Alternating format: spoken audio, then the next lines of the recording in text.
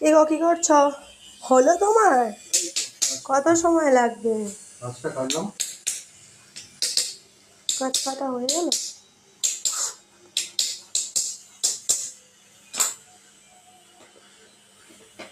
বাবা, তোমার আবার কাছে কাঁচ কাটার মেশিন?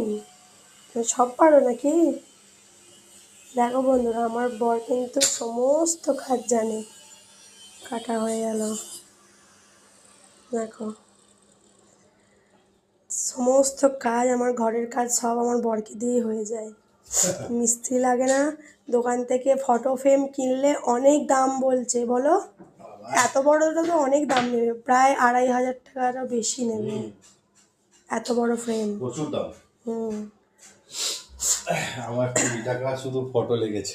হ্যাঁ, এই ফটোটা নিয়েছে 20 টাকা। ঘোড়ার সবাই জানো এটা রাখা বাড়িতে খুবই ভালো, ওই জন্য নিয়ে আসা হয়েছে। আমার বর যেহেতু পারে সমস্ত কিছু, তো ওই জন্য হয়ে যাচ্ছে আর কি। আমাদেরও একটা এরকম বড় ছবি নিয়ে এসে ওকে বলেছি বানিয়ে দিতে। ও সমস্ত রেডি করে রেখেছে, এই যে এগুলো পাশের যেটা দেয়, তো সেটা বিটগুলো তো রেডি করে রেখেছে। আমরা ফটোটা বের করে আমরা একটা বাঁধাবো, ও করে দেবে, ও আমাকে গিফট করবে।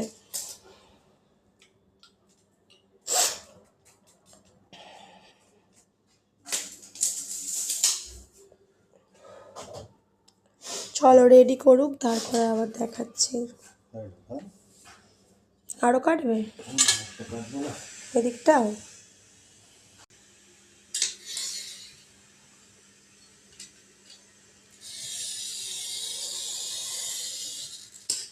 বাবা, এই কিরকিরানিটা কেমন লাগে একটা।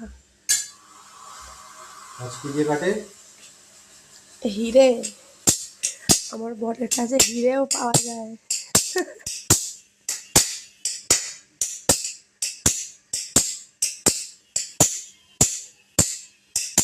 পালিশের মেশিন নেই, কিন্তু পালিশের মেশিন থাকলেও আমার বর পালিশ করে দিত, বলো। পালিশের তো মেশিন লাগে।